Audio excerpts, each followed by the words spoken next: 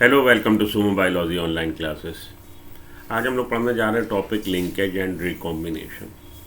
Important topic है, आप लोग उलझते भी हो इस टॉपिक में। चलिए पढ़ते हैं linkage and recombination. Class 12 biology chapter 5 principles of inheritance, उसका एक topic linkage and recombination.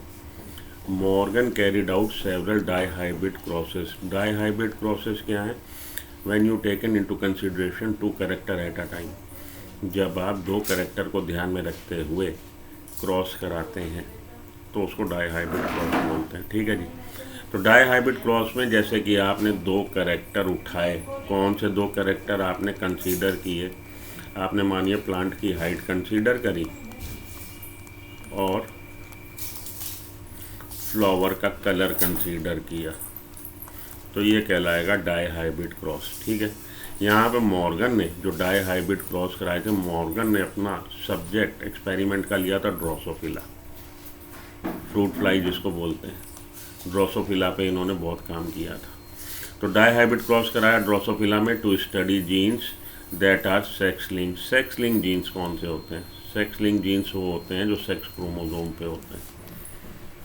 Sex link genes are those which are present over sex chromosomes, उनको हम लोग सेक्स लिंक जीन्स बोलते हैं। ठीक है। तो मॉर्गन ने, देखिए बिल्कुल ध्यान से सुनिए, कई सारे इन्होंने क्रॉसेस कराए, डाईहाइब्रिड क्रॉस कई सारे कराए ड्रोसोफिला में, और स्टडी करना चाहते थे सेक्स लिंक जीन्स के इनहेरिटेंस को।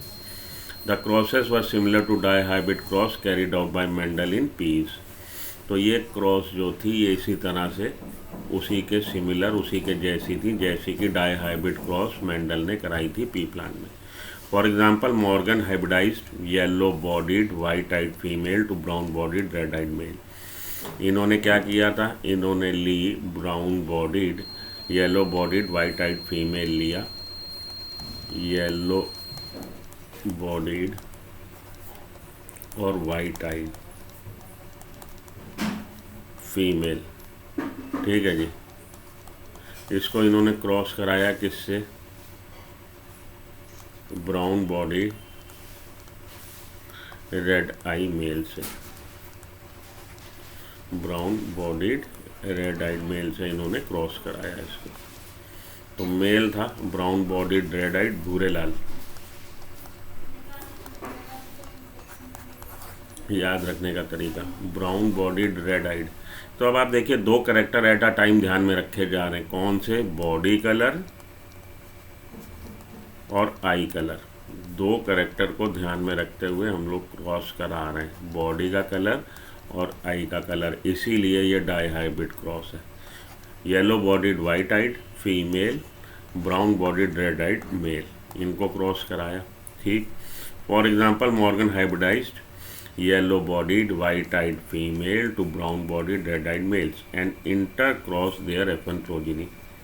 जो प्रोजीनी बनी F1 में उसको उसने इंटरक्रॉस करा दिया। F1 में मेल फीमेल दोनों बनेंगे, मेल भी बनेंगे फीमेल भी बनेंगे, इनको इन्होंने क्रॉस फिर से करा दिया। He observed that two genes did not segregate independently of each other and F2 ratio deviated very significantly from 9:3:3:1। अब ये जो बातें हैं, ये बातें आप पहले पढ़ चुके हैं।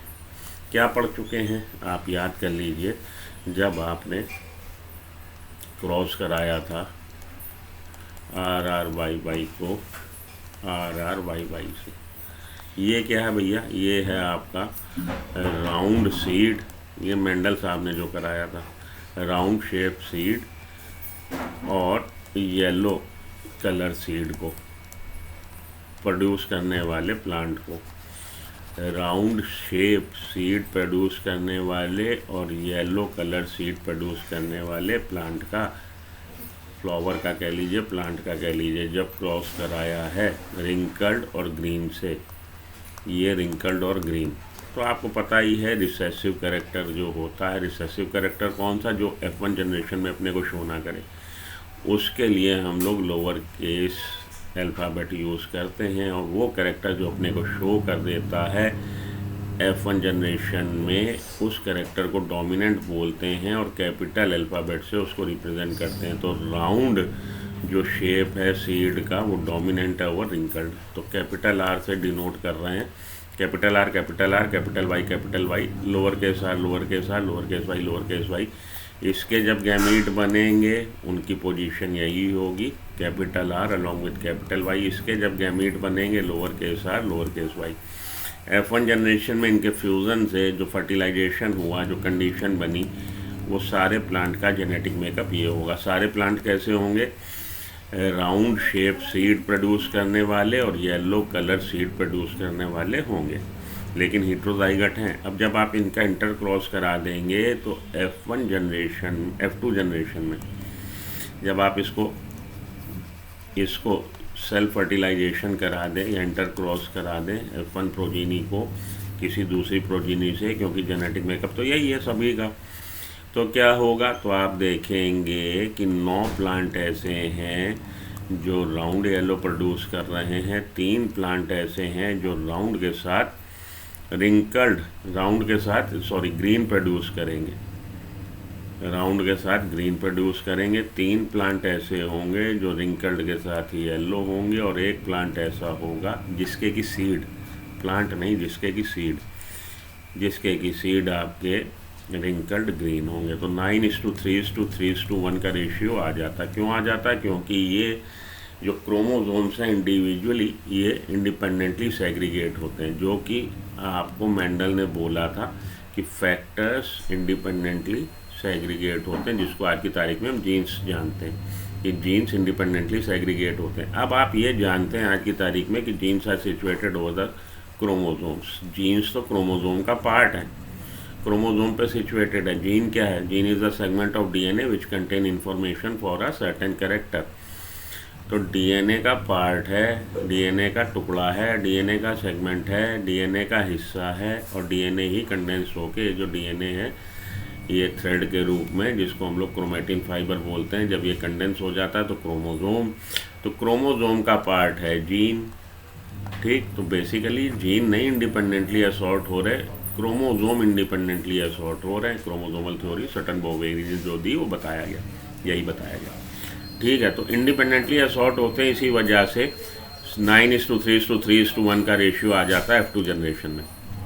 लेकिन इस केस में यहाँ पे डेविएशन मिला, 9:3:3:1 का रेशियो नहीं आया। क्यों नहीं आया? क्योंकि ये जीन्स, वो जीन्स जिस जीन की यहाँ पे बात हो रही है, बॉडी कलर का जीन और आई कलर का जीन, ये एक ही क्रोमोसोम पे है, क्रोमोसोम एक्स क्रोमोसोम पे, सेक्स क्रोमोसोम पे, एक ही क्रोमोसोम पे होने की वजह से ये इंडिपेंडेंट असॉर्टमेंट नहीं दिखा रहे। देखिए, मानिए मेरे पास एक पेन है और उस पेन पे एक कैप लगी है। अगर मैं आपको पेन देता हूँ तो कैप तो साथ में चली जाएगी, और कैप एक के साथ नीचे टेल पे भी कुछ लगा हो, उसके एंड दूसरे एंड पे दूसरी कैप हो, मान लीजिए दोनों एंड पे 2 कैप हो, तो मैं आपको जब पेन ये प्रोवाइड करूँगा तो उसके साथ दोनों कैप चली जाएंगी साथ के साथ, क्योंकि वो उसी का हिस्सा है। ठीक है, तो इंडिपेंडेंट असॉर्टमेंट कहाँ हो पाई? कैप की नहीं हो पाई। कैप की इंडिपेंडेंट असॉर्टमेंट थोड़ी ना हो रही, क्योंकि कैप पेन से जुड़ा हुआ। ठीक है, तो अगर एक ही क्रोमोसोम पे जीन्स हैं तो उनका इनहेरिटेंस जो होता है इन बल्क इकट्ठे एक साथ होता है। कब तक? जब तक कि वो अलग ना हो जाए एक दूसरे से। किस प्रक्रिया के द्वारा? क्रॉसिंग ओवर के द्वारा। क्रॉसिंग ओवर क्या है? What is the crossing over? Crossing over is the exchange of genetic material between non sister chromatid of homologous chromosome. Homologous chromosome के बीच में क्रॉसिंग ओवर हो जाती है। तो क्रॉसिंग ओवर हो जाएगी होमोलोगस क्रोमोसोम के नॉन सिस्टर क्रोमेटिड के बीच में, तब चांस बन सकता है कि ये जीन्स वैसे तो लिंक्ड हैं, एक साथ एक ही क्रोमोसोम पे हैं, जीन ए और जीन बी, ये एक दूसरे का साथ कब छोड़ सकते हैं? ये एक दूसरे का साथ तब छोड़ सकते हैं जब होमोलोगस क्रोमोसोम के नॉन सिस्टर क्रोमेटिड के साथ क्रॉसिंग ओवर हो जाए और इन 2 जीन्स के बीच से हो जाए, यहाँ से हो जाए crossing over, exchange of genetic material हो जाए। तो मानिए एक क्रोमोसोम पे, अब आप फिर से समझो, एक क्रोमोसोम पे डोमिनेंट एलील है और इसके होमोलोगस क्रोमोसोम पे रिसेसिव एलील है। ठीक, क्रॉसिंग ओवर यहाँ से हो जाए, ये टुकड़ा इधर और ये टुकड़ा इधर, तो क्या सीन हो जाएगा? क्रॉसिंग ओवर के बाद ये सीन हो जाएगा कि यहाँ पे lower case A capital B crossing over के बाद capital A lower case B. ठीक है जी। तो क्रॉसिंग ओवर के तहत ये पॉसिबिलिटी आती है कि ये लिंक जीन्स एक दूसरे से अलग हो जाए, वरना ये लिंक जीन्स एक दूसरे से अलग नहीं होंगे। लिंक जीन्स कौन से हैं? लिंक जीन्स वो हैं, link genes are those which are present over the same chromosome. एक ही क्रोमोसोम पे जो होते हैं वो लिंक जीन्स कहलाते हैं। ठीक है। अब यहाँ पे फिर से आइए, he observed that two genes did not segregate independently. उसने देखा कि दो जीन्स, कौन से जीन्स की बात हो रही? बॉडी कलर और आई कलर के लिए इंडिपेंडेंट असॉर्टमेंट नहीं दिखा रहे, इंडिपेंडेंट असॉर्टमेंट नहीं दिखा रहे, इंडिपेंडेंटली सेग्रीगेट नहीं हो रहे, एक साथ हो रहे हैं क्योंकि एक ही जीन्स एक ही क्रोमोसोम पे। ठीक है। And the F2 ratio deviated very significantly, और F2 रेशियो में आपको 9:3:3:1 का रेशियो नहीं आया। ठीक। Morgan and his group knew that the genes were located on the X chromosome. Morgan और उसका ग्रुप जानता था कि ये जीन्स, जिन जीन्स की बात हो रही, कौन से? बॉडी कलर और आई कलर के लिए, ये जीन्स जो है एक्स क्रोमोसोम पे। कैसे जानता था? क्या उसको ब्रह्म ज्ञान प्राप्त हुआ? ऐसा नहीं है, उसने एक्सपेरिमेंट किए थे और उन एक्सपेरिमेंट की सहायता से जाना था। कैसे जाना था? अरे भैया सीधी सी बात है, जब आप रेड आई फीमेल का क्रॉस, ड्रोसोफिला का क्रॉस करा रहे हो वाइट आई से, वाइट आई मेल से, तब आपकी फाइंडिंग अलग हो जाएगी। और अगर आप रेड आई मेल का क्रॉस करा रहे हो वाइट आई फीमेल से, तब आपकी फाइंडिंग अलग हो जाएगी। तब आपको जो रिज़ल्ट जनरेट हो रहे हैं अलग अलग जनरेट हो रहे हैं। तो इससे पता लग जाता है कि जीन्स जो हैं वो सेक्स लिंक्ड हैं, सेक्स क्रोमोसोम पे। देखिए वो जीन्स जो सोमेटिक क्रोमोसोम पे होंगे, ऑटोसोम्स पे होंगे, वो जीन्स का एक्सप्रेशन जो है उसका रिज़ल्ट जो है नहीं बदलेगा अगर आप रेसिप्रोकल क्रॉस कराते हैं। रेसिप्रोकल क्रॉस क्या है? कैरेक्टर को ध्यान में रखिए। कैरेक्टर रेड आई एक इंडिविजुअल है, उसको वाइट आई इंडिविजुअल से क्रॉस कराया, सेक्सेस मेल फीमेल। अब आपने इसको चेंज कर दिया, कैरेक्टर वही ध्यान में रखा, सेक्सेस बदल दी। रेड आई आपने यहाँ पे ली थी फीमेल और यहाँ पे वाइट आई लिया था मेल। अगले क्रॉस में जब आप ले लेंगे रेड आई मेल और वाइट आई ले लेंगे फीमेल, तो उसको बोलेंगे रेसिप्रोकल क्रॉस। समझ में आई? नहीं समझ में आई? फिर से समझो। रेड आई और वाइट आई ड्रोसोफिला का क्रॉस करा रहे हैं। रेड आई आपने लिया मेल, वाइट आई आपने ली फीमेल। रेड आई आपने ली फीमेल और वाइट आई आपने ली मेल। जो फाइंडिंग आई आपने नोट कर ली। अब आपने फिर से क्रॉस कराया, फिर से आपने एक रेड इंडिविजुअल लिया, लेकिन इस बार आपने लिया मेल, रेड आई मेल, और वाइट आई लिया आपने फीमेल। ये कहलाएगा रेसिप्रोकल क्रॉस। जब आप सेक्सेस रिवर्स कर देते हो, कैरेक्टर वही लेते हो और फिर से क्रॉस कराते हो, उसको रेसिप्रोकल क्रॉस बोलते हैं। तो उन जीन्स के लिए जो जीन्स सिचुएटेड है ऑटोसोम पे, फाइंडिंग नहीं बदलेगी, लेकिन वो जीन्स जो सिचुएटेड है सेक्स क्रोमोसोम पे, उस केस में रेसिप्रोकल क्रॉस की फाइंडिंग का जो रिज़ल्ट होगा बदल जाएगा। जिससे ये बात साबित होती है कि ये जो है जीन्स ये सेक्स क्रोमोसोम पे। तो रेड आई आपने लिया, मानो आपने रेड आई ली फीमेल और वाइट आई लिया मेल, तो वाइट आई मेल का जो होगा आपका जेनेटिक मेकअप वो क्या होगा? वो होगा लोअर केस आर। और रेड आई फीमेल का जेनेटिक मेकअप क्या होगा? आर, क्योंकि ये एक्स क्रोमोसोम पे है, एक्स क्रोमोसोम आर और यहाँ पे आर। अब ठीक है। तो जितने भी इंडिविजुअल बनेंगे वो इंडिविजुअल कैसे बनेंगे? सभी रेड आइड बनेंगे। लेकिन यहाँ पे फाइंडिंग बदल जाएगी। यहाँ पे रेड आपने ली है मेल, तो मेल के केस में आर और इधर आर। ठीक है। इसमें कुछ इंडिविजुअल ऐसे बनेंगे जिनकी वाइट आई होगी। इस वाले केस में सारे इंडिविजुअल ऐसे बनेंगे जिनकी रेड आई होगी। ये मैं क्या बता रहा हूँ? ये मैं बता रहा हूँ, देखिए ये जो जीन है ये एक्स क्रोमोसोम पे है, तो फीमेल के केस में तो एक्स और मेल के केस में केवल एक्स, साथ में वाई पे ये एलील नहीं है, ये जीन नहीं है, इसलिए एक ही लिखा गया है। ठीक है। अब जब वाई वाले क्रोमोसोम के साथ या एक्स वाले क्रोमोसोम के साथ ये क्रोमोसोम आएगा तो सारे इंडिविजुअल रेड आइड के होंगे। इस वाले केस में सारे इंडिविजुअल रेड आई के होंगे, भले वो मेल हो भले वो फीमेल हो। इस वाले केस में, इस वाले केस को ध्यान से देखिए, रेड आई आपने लिया है क्या, मेल, तो कैपिटल आर सिचुएटेड है एक्स पे, वाई पे कुछ भी नहीं, और इधर lower case R lower case R. अब जब ये इंडिविजुअल इसमें जो बनेंगे ऐसे, इस वाले के जब ड्रोसोफिला के स्पर्म बनेंगे, इस वाले ड्रोसोफिला के जब स्पर्म बनेंगे तो उन स्पर्म में 50% ऐसे होंगे जो कंटेनिंग वाई होंगे। ये वाई का फ्यूज़न जब इसके साथ होगा तो आपका जो इंडिविजुअल बनेगा वो मेल ड्रोसोफिला बनेगा, और उसकी आई कैसी होगी, मेल की आई वाइट आई होगी, क्योंकि उसके एक्स पे रिसेसिव एलील है वाइट वाला, और वाई पे तो एलील है ही नहीं, तो ये अपना इफेक्ट दिखा देगा। समझ में आई बात? अब आप बात समझो फिर से, रेड आई आपने ली थी फीमेल, वाइट आई आपने लिया था मेल। F1 जनरेशन में जितने भी इंडिविजुअल बने, भले वो मेल हो भले वो फीमेल हो, सभी रेड आइड बने थे। इस केस में जब आपने रेसिप्रोकल क्रॉस कराया है तो रेड आई आपने ली है, रेड आई आपने लिया है मेल, और वाइट आई आपने ली है फीमेल। इस केस में जो बनेंगे आपके मेल वो वाइट आइड होंगे। रेसिप्रोकल क्रॉस कराई, रिज़ल्ट बदल गया, तो वो समझ गए कि ये जो जीन्स हैं ये सिचुएटेड है किस पे, एक्स क्रोमोसोम पे। बात समझ में आई? नहीं समझ में आई? फिर से एक बार समझाता हूँ। जब आपने लिया मेल रेड आई तो इसके एक्स पे कैपिटल आर है और वाई, ठीक। फीमेल ली वाइट आई, ठीक है जी। देखो अब इसके जब बनेंगे गैमीट, पुनेट स्क्वायर बना लीजिए, ये बने, इसके गैमीट एक ही तरह के बनेंगे। इनके फर्टिलाइजेशन से क्या बनेगा, एक्स के साथ आर और एक्स के साथ आर। हाँ जी, तो बात समझ में आई आपके?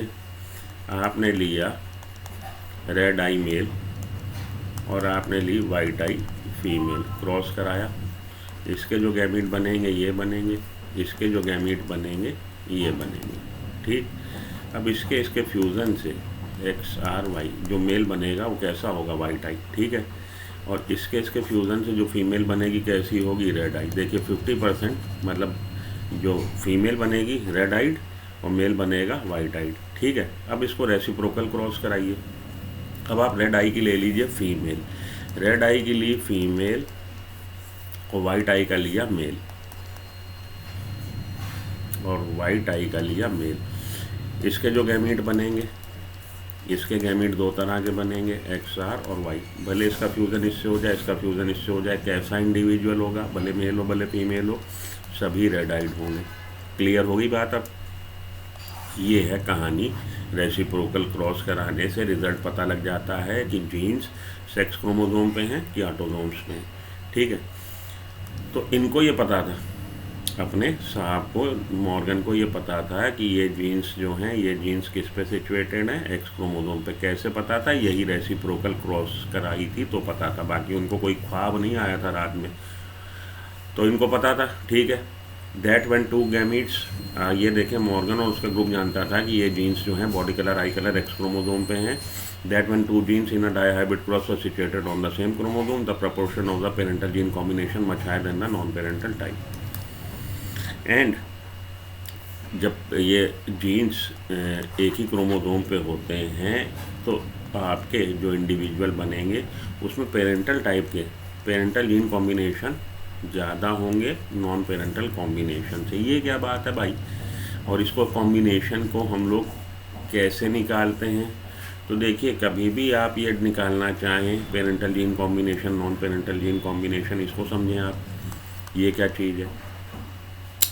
तो जो पेरेंट में जीन का कॉम्बिनेशन था, मानिए आपने लिया राउंड के साथ रिंकल, जीन का कॉम्बिनेशन कैपिटल आर के साथ कैपिटल वाई, और ये लिया आपने राउंड के साथ येलो और रिंकल के साथ ग्रीन। तो यहाँ पे कॉम्बिनेशन ये है और ये कॉम्बिनेशन, ये कहलाएगा पेरेंटल कॉम्बिनेशन जो पेरेंट्स में था। और रिकॉम्बिनेंट कहलाएंगे जब कैपिटल आर के साथ लोअर केस वाई आ जाएगा या लोअर केस आर के साथ कैपिटल वाई आ। ये नॉन पेरेंटल कॉम्बिनेशन है, ये पेरेंटल कॉम्बिनेशन है। Capital R capital Y, lower case R lower case Y, ये पेरेंटल कॉम्बिनेशन है। ये नॉन पेरेंटल कॉम्बिनेशन। ठीक, ये बात भी समझ में आ गई आपके, पेरेंटल और नॉन पेरेंटल कॉम्बिनेशन। तो इन्होंने देखा था कि जब ये डाईहाइब्रिड क्रॉस कराते हैं और जीन सेम क्रोमोसोम पे हों तो पेरेंटल जीन कॉम्बिनेशन हायर हो जाता है नॉन पेरेंटल कॉम्बिनेशन से। इसका अब आप इसको समझिए, ये आधी बातें आपकी एनसीईआरटी बता रही, आधी नहीं बता रही। F1 जनरेशन के जब इंडिविजुअल का आप बैक क्रॉस कराएं, टेस्ट क्रॉस कराएं, टेस्ट क्रॉस क्या होता है? जब F1 या F2 जनरेशन के ऐसे ऑर्गेनिज्म का जिसका आपको जेनेटिक मेकअप नहीं मालूम, जब आप जानना चाहें जेनेटिक मेकअप और उसका आप क्रॉस करा दें होमोजाइगस रिसेसिव पेरेंट से, होमोजाइगस रिसेसिव पेरेंट से, उसको हम लोग टेस्ट क्रॉस कहते हैं। तो F1 जनरेशन के इंडिविजुअल को जब टेस्ट क्रॉस कराएंगे आप होमोजाइगस रिसेसिव इंडिविजुअल से, इस तरह के इंडिविजुअल से, तो आपके जो फाइंडिंग आएगी इस क्रॉस की वो 1:1:1:1 आएगी। मतलब 50% पेरेंटल होंगे और 50% नॉन पेरेंटल कॉम्बिनेशन वाले इंडिविजुअल बन जाएंगे। मतलब समझे? नहीं समझे कोई बात नहीं, समझो। Capital R lower case R, capital Y lower case Y का अगर आप क्रॉस करा देंगे इससे, ठीक है, तो इसके गैमिट बना लीजिए और इसके गैमिट बना लीजिए। इसके गैमिट 4 तरह के, आर के साथ वाई, आर के साथ वाई, आर के साथ वाई, आर के साथ वाई, इधर एक ही तरह का गैमिट, ठीक है जी। प्यूनेट स्क्वायर बनाया। अब आप देखिए 1:1:1:1 हो गया, 1:1:1 हो गया ना, ठीक है, ये हो गया आपका कांड। तो राउंड के साथ येलो और रिंकल के साथ ग्रीन, 4 में से एक राउंड के साथ येलो, एक रिंकल के साथ ग्रीन, और एक आपके साथ राउंड के साथ ग्रीन, एक आपके साथ रिंकल के साथ येलो। तो ये तो हो गए आपके पेरेंटल और ये हो गए नॉन पेरेंटल। तो 50-50% आ जाता। बात समझो, बहुत ध्यान से सुनो। टेस्ट क्रॉस कराने पे, जब आप टेस्ट क्रॉस कराते हैं डाई हाइब्रिड इंडिविजुअल का टेस्ट क्रॉस कराते हैं तो 50% पेरेंटल और 50% नॉन पेरेंटल बनता है। लेकिन अगर लिंक जीन्स हैं तो पेरेंटल कॉम्बिनेशन बढ़ जाएगा और ये नॉन पेरेंटल कॉम्बिनेशन कम हो जाएगा। बात सुन, इतना रट दो, तुम्हारा लिंकेज की नैया पार हो जाएगी। जब आप F1 जनरेशन के डाई हाइब्रिड ऑर्गेनिज्म का टेस्ट क्रॉस कराएंगे, बिल्कुल ध्यान से सुन लो, तो जो जीन्स लिंक नहीं है उस केस में 1:1:1:1 की फाइंडिंग आएगी। उसको हम लोग बोल सकते हैं 50% individual showing parental combination, 50% individual showing non parental combination. ये एक आपका बना राउंड येलो, एक आपका बना रिंकल्ड ग्रीन, एक आपका बनेगा राउंड के साथ ग्रीन और एक आपका साथ बनेगा रिंकल्ड के साथ येलो, क्योंकि ये जीन्स लिंक जीन्स नहीं थे। अगर लिंक जीन्स होंगे तो ये फाइंडिंग आपकी बदल जाएगी, फिर 1:1:1:1 का रेशियो नहीं आएगा, रेशियो बदल जाएगा। कितना आएगा वो डिपेंड करता है कितने मैप यूनिट पे वो हैं, कितने % क्रॉसिंग ओवर हो रही, लेकिन रेशियो बदल जाएगा। और ये 50% पेरेंटल से बढ़ जाएगा। मानो ये 60 हो गया तो ये 40 हो जाएगा, क्योंकि रहेगा तो 100 ही।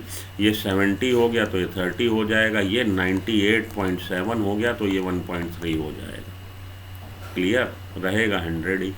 बिल्कुल समझ में आ गई बात। जड़ में जो बातें हैं वो पकड़ लो, बाकी बातें भूल जाओ।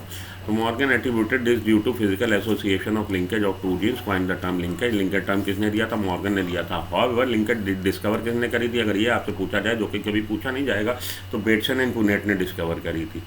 बेटसन एंड पुनेट ने डिस्कवर करी थी। उन्होंने टर्म लिंकेज नहीं दिया था, उन्होंने साइंटिफिकली लिंकेज को प्रूव भी नहीं किया था, उन्होंने रिपल्शन एंड कपलिंग थ्योरी दी थी। उसके लिए उन्होंने कपलिंग थ्योरी दी थी। ठीक है, लिंकेज टर्म दिया था मॉर्गन ने, और मॉर्गन ने ही लिंकेज को साइंटिफिकली प्रूव किया है ड्रोसोफिला में। उन्होंने स्वीट पी में देखी थी। किन्होंने? अरे भैया ये हमारे कैसल ने। ठीक है, बेटसन एंड पुनेट ने। चलिए आइए, Morgan attributed this due to physical association of linkage of 2 genes and coined the term linkage to describe this physical association of gene on a chromosome, and term recombination to describe the generation of non-parental combination। ये जो non-parental combination बन जाएंगे capital R के साथ Y, इसको वो recombinant बोल रहे हैं। रिकॉम्बिनेशन पुनः संयोजन हो गया, दोबारा से संयोजन हो गया। संयोजन क्या था? कैपिटल आर के साथ वाई और लोअर केस आर के साथ लोअर केस वाई। तो ये रिकॉम्बिनेंट बन गए, ये पेरेंटल है। ठीक है जी। Morgan and his group also found that even when genes were grouped on the same chromosome, some genes are very tightly linked. जितने पास होंगे उतने टाइटली लिंक्ड होंगे, जितने दूर होंगे उतने लूजली लिंक्ड होंगे, while other were loosely linked. For example, he found that gamete, अब यहाँ पे आओ देखो समझो. For example, he found that the genes white and yellow. अब ये जो लिखा है that the genes white and yellow, white ये आई के कलर के लिए बता रहा है, येलो ये बॉडी के कलर के लिए बता रहा है. जीन वाइट येलो नहीं है, जीन्स कैरेक्टर की बात कर रहा है, वाइट आई और येलो बॉडी. तो वो जीन्स जो आई कलर और बॉडी कलर के लिए कैरेक्टर गवर्न कर रहे हैं, टाइटली लिंक्ड है एंड शोड ओनली 1.3% रिकॉम्बिनेशन. तो 98.7% पेरेंटल कॉम्बिनेशन, 1.3% नॉन पेरेंटल या रिकॉम्बिनेंट बन रहा. वाइल वाइट एंड मिनिएचर, ठीक है, while white and miniature wing showed 37.2% recombination. अब ये while white and miniature wing, white ये क्या है, ये आई का कलर है, मिनिएचर विंग विंग साइज का कलर है, ठीक है. तो पहले जो बात हो रही थी, यहाँ वाले जो क्रॉस की बात हो रही थी, बॉडी कलर और आई कलर की बात हो रही थी. यहाँ पे जो बात हो रही आई कलर, और यहाँ पे जो बात हो रही है वो आई कलर और बात हो रही है विंग के साइज़ की. His student Alfred Sturtevant use the frequency of recombination between genes pair on the same chromosome as a measure of distance between genes. इसके स्टूडेंट ने, इसके शिष्य ने, स्टूडेंट ने क्या किया, फ्रीक्वेंसी ऑफ रिकॉम्बिनेशन को, जी फ्रीक्वेंसी ऑफ रिकॉम्बिनेशन कितने % रिकॉम्बिनेंट बन रहे हैं, उसकी क्या फ्रीक्वेंसी है, उसको मैप यूनिट में बताया. अगर 13% फ्रीक्वेंसी है या 13% रिकॉम्बिनेंट बन रहे हैं तो हम बोलेंगे 13 मैप यूनिट पे ये जीन्स एक दूसरे से सिचुएटेड है. जीन्स के बीच का डिस्टेंस नापने का तरीका, किलोमीटर मीटर में नहीं नापा जाएगा, उसको किस में नापा जाएगा, रिकॉम्बिनेंट फ्रीक्वेंसी से. जितने % रिकॉम्बिनेंट बने, रिकॉम्बिनेंट फ्रीक्वेंसी कैसे निकालते हैं, मानिए सीधी सी बात है कि 100 इंडिविजुअल, 100 ऑर्गेनिज्म में 13 ऑर्गेनिज्म आपको रिकॉम्बिनेशन दिखा रहे हैं, तो हम बोलेंगे कितने % हो गया, 13% हो गया. ठीक बात, इस तरह से निकाल लेते हैं. और मानो 100 नहीं है तो क्या करोगे, तो भैया नंबर ऑफ रिकॉम्बिनेंट जितने बने किसी क्रॉस में, क्रॉस आपने कराया मेल ड्रोसोफिला फीमेल ड्रोसोफिला को, तो उसमें से मानिए 63 आपको रिकॉम्बिनेंट दिखा रहे हैं और टोटल जो प्रोजीनी बनी वो 464 बनी. तो 60 थी number of recombinant form divided by total number of individual form multiplied by 100, वो आ जाएगी आपकी फ्रीक्वेंसी. समझ में आ गई बात, नहीं आई ना, हम जानते हैं एक बार में तुम लोग को नहीं समझ में आता, कोई बात नहीं, फिर से समझो. क्रॉस कराया मेल ड्रोसोफिला और फीमेल ड्रोसोफिला को, टोटल जो इंडिविजुअल बने 560 बने. इन 560 में से 70 ऐसे हैं जो रिकॉम्बिनेंट दिखा रहे हैं. तो रिकॉम्बिनेशन फ्रीक्वेंसी कैसे निकालोगे आप, 70 the number of recombinant produced in a given cross divided by total number of progeny form multiplied by 100, तो आपकी आ जाएगी फ्रीक्वेंसी. ठीक है, आगे बात समझ में, शू. तो ये हो जाएगा आपका 770, ये 560 से आपने डिवाइड किया, near about 56, 4040, near about 12 point something आ जाएगी, कैलकुलेट कर लीजिएगा. तो ये तरीका है, रिकॉम्बिनेशन फ्रीक्वेंसी की सहायता से आप नाप लेंगे दूरी दो जीन्स के बीच में जो एक ही क्रोमोसोम पे हैं. टुडे जेनेटिक मैप्स आज की तारीख में are extensively use for starting point as sequencing of whole genome as done in case of human genome sequencing. आज की तारीख में जेनेटिक मैप जो बनाए गए हैं किसकी सहायता से, जेनेटिक मैपिंग जो करी गई है उसको हम लोग यूज़ कर रहे हैं ह्यूमन जीनोम प्रोजेक्ट में सीक्वेंसिंग करने में, ह्यूमन जीनोम सीक्वेंसिंग प्रोजेक्ट में यूज़ कर रहे हैं स्टार्टिंग पॉइंट के तौर पे. ठीक, अब इस वाले फिगर पे आ जाओ. ये फिगर में तुम लोग बहुत उलझते हो कि ये क्या है, बहुत कोशिश करते हो, इसमें मत्थामारी करते हो. बेटा ये फीमेल है, फीमेल में 2 एक्स हैं, ये मेल है उसमें केवल 1 एक्स है, ये एक्स क्रोमोजोम है, ये वाई क्रोमोजोम है. वाई क्रोमोजोम पे ये बॉडी कलर और आई कलर के लिए या विंग साइज़ के लिए जीन है ही नहीं, ये होमोलोगस क्रोमोजोम नहीं है.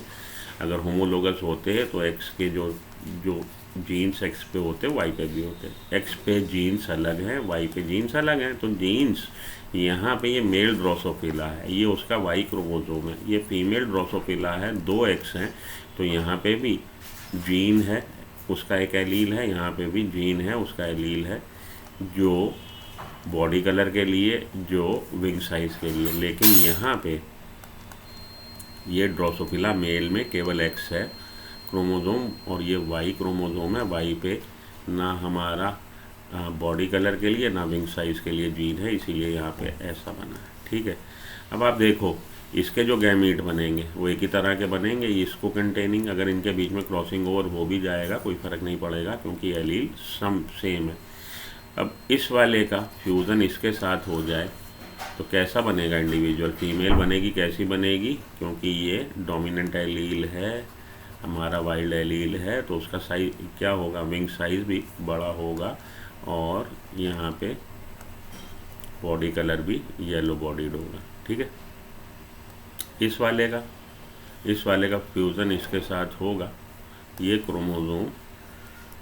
क्रोमोसोम कंटेनिंग गैमीट ड्रोसोफिला का फीमेल के एग से फ्यूज़ होगा। तो किस तरह के इंडिविजुअल बनेंगे? बट नेचुरल है आपके, ये वाइट आई और मिनिएचर विंग वाले बनेंगे। क्लियर? अब आपने जब उसका इंटर क्रॉस करा दिया, ये बन गया आपके इंडिविजुअल। F1 जनरेशन में वाइल्ड टाइप बनी आपकी फीमेल, और येलो और वाइट बने आपके, येलो और वाइट। ये अच्छा, मैं मिनिएचर विंग साइज़ के लिए बोल रहा था, बेसिकली ये बॉडी कलर आई कलर के लिए, येलो और वाइट के लिए है। तो विंग साइज़ के लिए नहीं है, येलो और white body colour eye colour के लिए।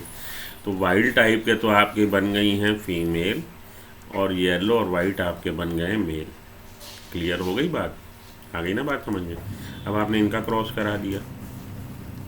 अब इस बार जब क्रॉसिंग ओवर होंगे तो इसमें क्रॉसिंग ओवर में देखो आपको वाई के साथ क्रोमोसोम जो आ जाएगा WB+ भी आ जाएगा, और Y+ के साथ W भी आ जाएगा, क्रॉसिंग ओवर अगर इनके बीच से हो जाए। इसीलिए नीचे जो आपको अब दिखाया गया है, नीचे अब जो इंडिविजुअल दिखाए गए हैं 4 तरह के दिखाए गए हैं।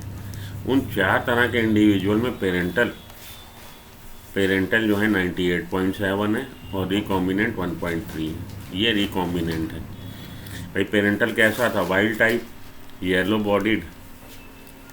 बॉडीड और वाइल्ड टाइप आपका क्या था? ये वाइल्ड टाइप आपका था, वाइल्ड टाइप जो है हमारा, वाइल्ड टाइप वाला जो इंडिविजुअल है वो है आपका भूरे लाल का मतलब ब्राउन बॉडीड और रेड आइड। ठीक है, ब्राउन बॉडीड रेड आइड बन गया, वाइल्ड टाइप बन गया। यहाँ पे येलो के साथ वाइट बन गया। ये आपके पेरेंटल हैं, येलो के साथ वाइट था और भूरे के साथ लाल था, तो भूरे लाल बन गए और येलो वाइट बन गए। यहाँ पे देखिए वाइट, तो भूरे के साथ अब वाइट आ गया, ये पेरेंटल है। ठीक है, और यहाँ पे बन गया येलो बॉडीड किसके साथ आ गया? येलो बॉडीड आ गया, तो ये बन गया आपके साथ भूरे के साथ white, brown bodied white eyed, ये आपका नया कॉम्बिनेशन है।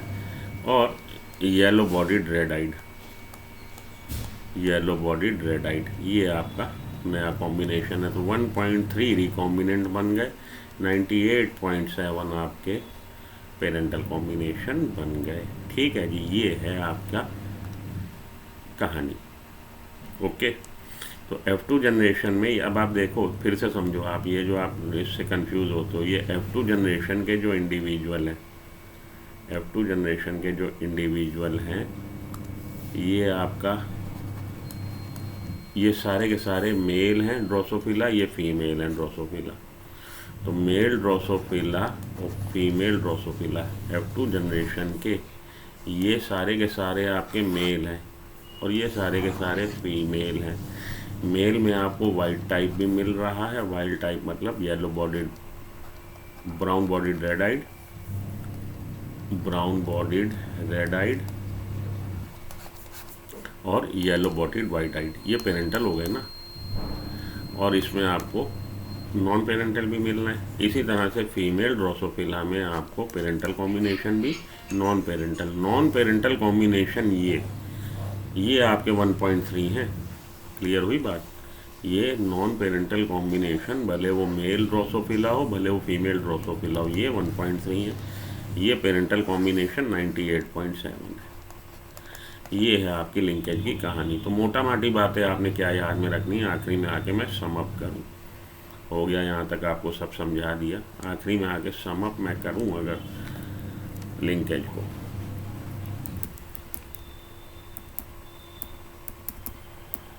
तो समअप करने में जो आपने बातें ध्यान में अब एक देखिए, समअप करने में जो बातें आपको ध्यान में रखनी है कि लिंकेज डिस्कवर किसने करी थी, मॉर्गन ने।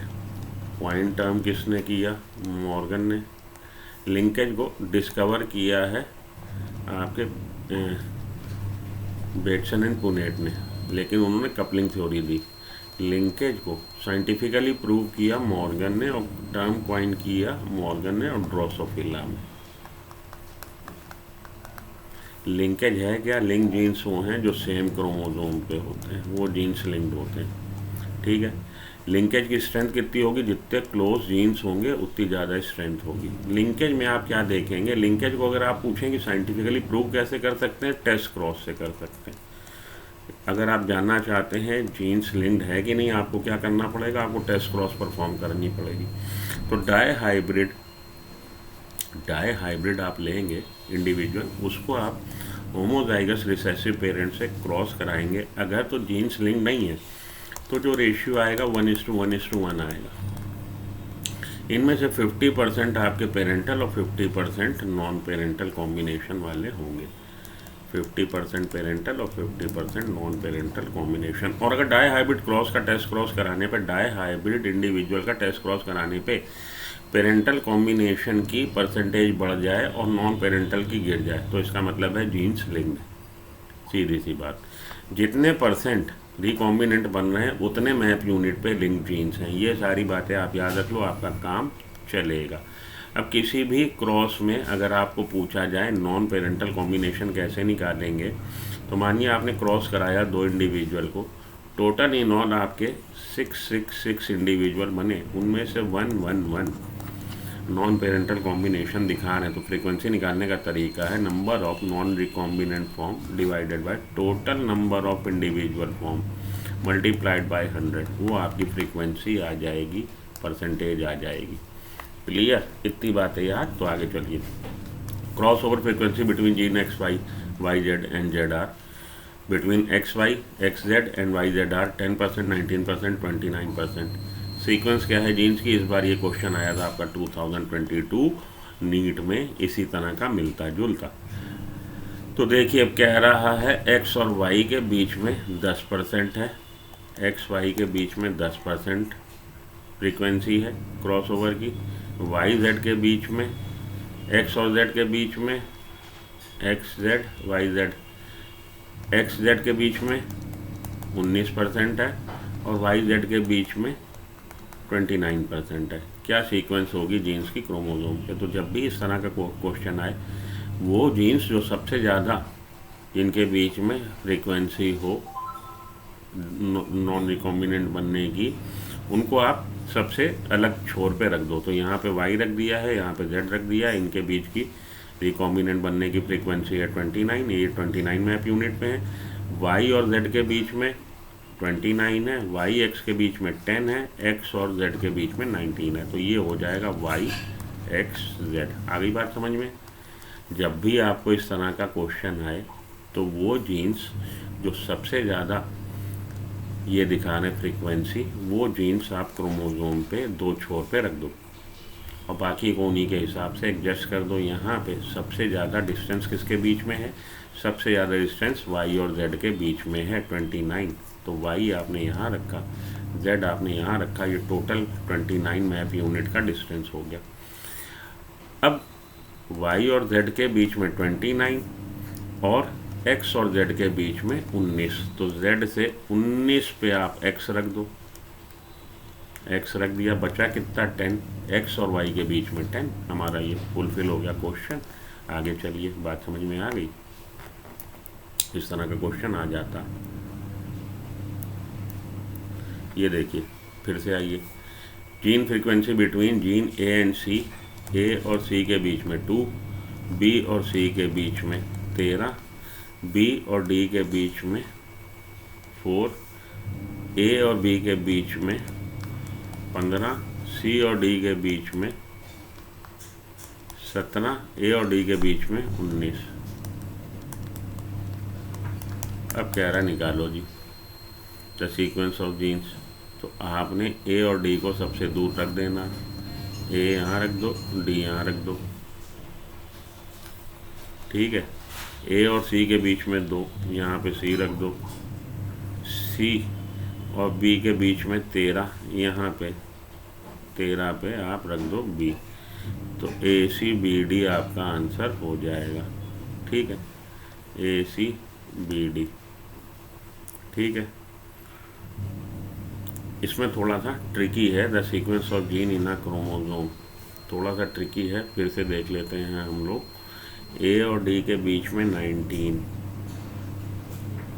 ए और डी के बीच में फार अपार्ट रख दो, एक दूसरे से सबसे ज़्यादा दूर ए और डी रख दिया। ए और सी के बीच में 2 हो गया, सी और बी के बीच में 13 हो गया, 13 तो 15, ये हो गया 4, बी और डी के बीच में 4, ठीक है। ए और बी के बीच में 15, ठीक है। सी और डी के बीच में 17, ठीक है। देखिए सब मिल गए, सब फिगर मिल गई आपकी, सब फिगर मिल गई, ओके। तो ए सी बी डी आपकी हो गई सीक्वेंस। क्लियर हुई बात भाई? मैंने बोला कभी भी आपको सीक्वेंस निकालनी हो किस सीक्वेंस में है, सबसे पहले आप उन जीन्स को पकड़े जो सबसे ज़्यादा डिस्टेंस दिखा रहे हैं। ए और डी के बीच में 19, तो ए यहाँ पे, डी यहाँ पे। अब उसके बाद ए और सी के बीच में 2, सी को यहाँ रख दो, 2 हो गया, ये टोटल 19 है, 19। फिर सी के बाद हो गई आपकी बी 13, तो यहाँ पे आपने रख दिया बी रख दिया, इनके बीच में 13 है, तो ए और बी के बीच में 15 हो जाएगी, ए और बी के बीच में 15 हो गई। सी और डी के बीच में कितनी हो जाएगी? 17 हो जाएगी, क्योंकि 2 ए सी के बीच में 2 और टोटल है 19, 17 हो जाएगी। हाँ बिल्कुल सब मिल गया। तो हमारा आंसर क्या हो गया? ए सी बी डी। ये हो गया लिंकेज का फंडा। आज के लिए इतना काफ़ी। लिंकेज के लिए इससे ज़्यादा आपसे क्वेश्चन पूछे ना जाएंगे, लेकिन फिर भी अगली वीडियो में मैं आपको लिंकेज से रिलेटेड कुछ न्यूमेरिकल डाल दूँगा। तो अगर आप आखिरी तक आ गए हैं, आपने लिंकेज पूरी समझ ली है, चैनल को सब्सक्राइब करिए, वीडियो को लाइक करिए, बने रहिए सुमो बायोलॉजी के साथ अपनी नीट प्रिपरेशन के लिए। मिलता हूँ ब्रेक के बाद। Good luck, goodbye, thank you.